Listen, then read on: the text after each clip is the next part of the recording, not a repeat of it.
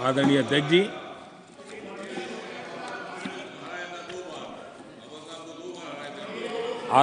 जी, कांग्रेस के हमारे साथियों को आजकल इस पर बहुत चिंता जताते हैं कि सरकार में ओबीसी कितने लोग हैं, कितने पद पर कहाँ, उसके हिसाब किताब करते रहते हैं। लेकिन मैं हैरान हूं, उनको इतना सबसे बड़ा ओबीसी नजर नहीं आता है। यहाँ आंखें बंद करके बैठ जाते हैं। आदरणीय अध्यक्ष जी, जरा मैं ये दुनिया भर की चीजें करते हैं, मैं कहना चाहता हूं, ये क्लास है, ये यूपीए के समय एक एक्स्ट्रा कॉन्स्टिट्यूशनल बॉडी बनाई गई थी, जिसके सामने सरकार की कुछ नहीं चलती थी। नेशनल एडवाइजरी काउंसिल, जरा कोई निकाल करके देखे उसमें क्या कोई ओबीसी था क्या? जरा निकाल के देखिए। इतनी बड़ी बड़ी पावरफुल बॉडी बनाई थी और वो तो अपॉइंट कर रहे थे।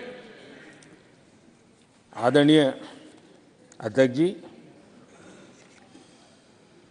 पिछले 10 वर्षों में नारी शक्ति के सशक्तिकरण को लेकर के अनेक विध कदम उठाए गए हैं। नारी के नेतृत्व में समाज के सशक्तिकरण पर काम किया गया है। आदरणीय अध्यक्ष जी, अब देश की बेटी, हिंदुस्तान में कोई ऐसा सेक्टर नहीं है जहां देश की बेटियों के लिए दरवाजे बंद हो।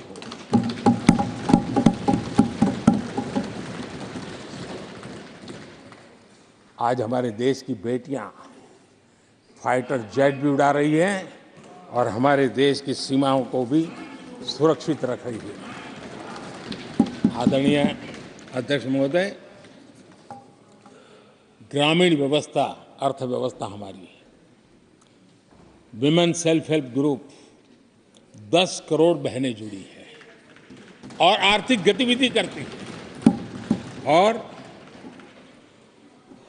ग्रामीण अर्थव्यवस्था को वो नई ताकत दे रही है। और मुझे आज खुशी है कि इन प्रयासों का परिणाम है कि आज करीब करीब 1 करोड़ लखपति दीदी आज देश में है। और जब मेरी उनसे बातें होती है, उनका जो आत्मविश्वास देखता हूं, मेरा पक्का विश्वास है हम जिस तरह आगे बढ़ रहे हैं, आने वाले हमारे कार्यकाल में 3 करोड़ लखपति दीदी हमारे देश के अंदर देखेंगे। आप कल्पना कर सकते हैं गांव की अर्थव्यवस्था को कितना बड़ा बदलाव हो जाएगा। आदरणीय अध्यक्ष जी, हमारे देश में बेटियों के संबंध में जो पहले सोच थी, समाज के घर में घुस गई थी, दिमाग में भी घुस गई थी, आज वो सोच कितनी तेजी से बदल रही है। थोड़ा सा बारीकी से देखेंगे तो हमें पता चलेगा कितना बड़ा सुखद बदलाव आ रहा है। पहले अगर बेटी का जन्म होता था तो चर्चा होती थी, अरे खर्चा कैसे उठाएंगे, उसको कैसे पढ़ाएंगे, उसके आगे की जिंदगी का एक प्रकार से कोई बोझ है, ऐसी चर्चाएं हुआ करती थी। आज बेटी पैदा होती है तो पूछा जाता है, अरे सुकन्या समृद्धि अकाउंट खुला कि नहीं खुला? बदलाव। आदरणीय जी, पहले सवाल होता था, प्रेग्नेंट होने पर नौकरी नहीं कर पाओगे। पहले ये बात होती थी, प्रेग्नेंट होने पर नौकरी नहीं कर पाओगे। आज कहा जाता है 26 हफ्ते की पेड लीव और बाद में भी अगर चाहिए तो मिलेगी। ये बदलाव होता है। पहले समाज में सवाल होते थे कि महिला होकर नौकरी क्यों करना चाहती हो? क्या पति की सैलरी कम पड़ रही? ऐसे सवाल होते थे। आज आज लोग पूछ रहे हैं, मैडम आपका जो स्टार्टअप है ना बहुत प्रगति कर रहा है, क्या मुझे नौकरी मिलेगी? ये बदल रहा है।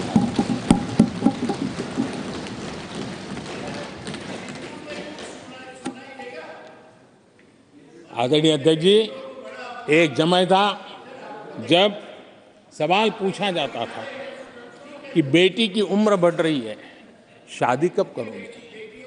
बेटी की उम्र बढ़ रही है, शादी कब करोगे?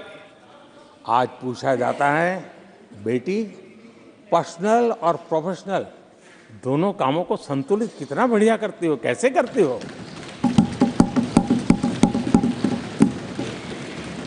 आदरणीय अध्यक्ष जी, एक समय था घर में कहा जाता था कि घर के मालिक घर पे है कि नहीं है, ऐसा पूछा जाता था। घर के मुखिया को बुलाइए, ऐसा कहते थे। आज किसी के घर जाते हैं तो घर महिला के नाम पर, बिजली का बिल उसके नाम पर आता है, पानी गैस सब उसके नाम पर। तो परिवार के मुखिया की जगह आज मेरी माताएं बहन से ये बदलाव अमृतकाल में विकसित भारत का हमारा जो संकल्प है ना, इसकी एक बहुत बड़ी शक्ति के रूप में उभरने वाला है और मैं उस शक्ति के दर्शन कर पा रहा हूं। आदरणीय अध्यक्ष महोदय,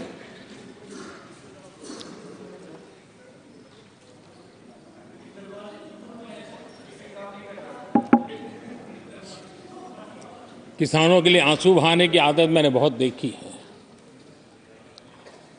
किसानों के साथ कैसा कैसा विश्वासघात किया गया है, ये देश ने देखा है।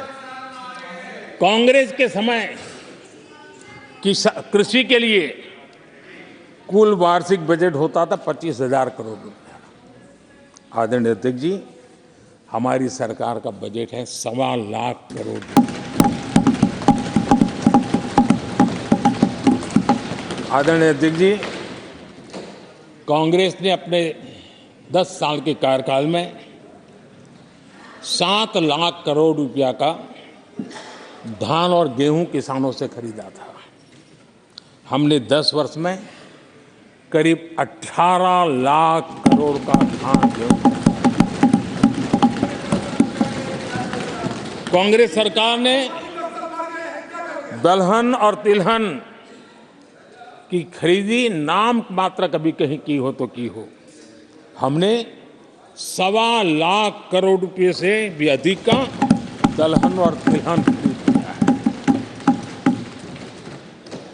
हमारे कांग्रेस के साथियों ने पीएम किसान सम्मान निधि का मड़ा उड़ाया और जब मैंने मेरी पहली टर्म में ये योजना शुरू की थी तो मुझे याद है कि झूठा नैरेटिव की जो फैशन चल पड़ी है, गांव में जाके कहा जाता था कि देखिए ये मोदी के पैसे मत लेना, ये चुनाव एक बार जीत गया तो सारे पैसे ब्याज समेत तुमसे वापस मांगेगा, ऐसा झूठ फैलाया गया था। किसानों को इतना मूर्ख बनाने की कोशिश की गई थी।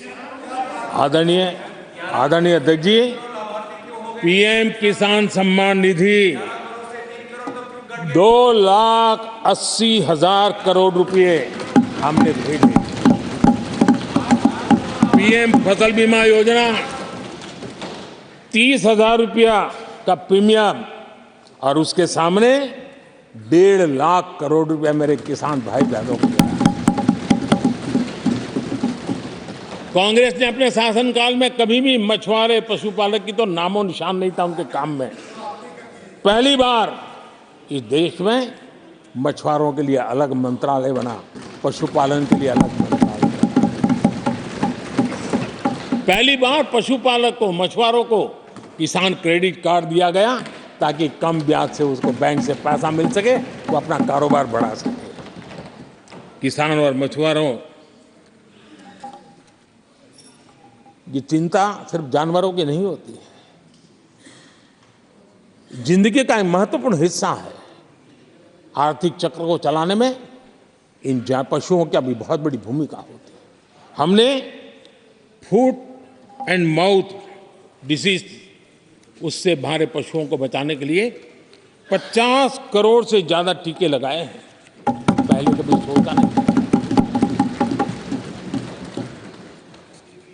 आदरणीय अध्यक्ष महोदय, आज भारत में युवाओं के लिए जितने नए अवसर बने हैं ये पहले कभी नहीं बने। आज पूरी वोकैबुलरी बदल गई है। शब्द पूरे जो पहले कभी सुनने को नहीं मिलते थे, वो बोलचाल के सहज दुनिया में शब्द आ चुके हैं। आज चारों तरफ स्टार्टअप्स की गूंज है, यूनिकॉर्न्स चर्चा में है। आज डिजिटल क्रिएटर्स एक बहुत बड़ा वर्ग हमारे सामने है। आज गीग इकोनॉमी की चर्चा हो रही है। ये युवाओं के जुबान पर ये नए भारत की नई वोकैबुलरी है। ये नई आर्थिक साम्राज्य की नई परिवेश है, नई पहचान है।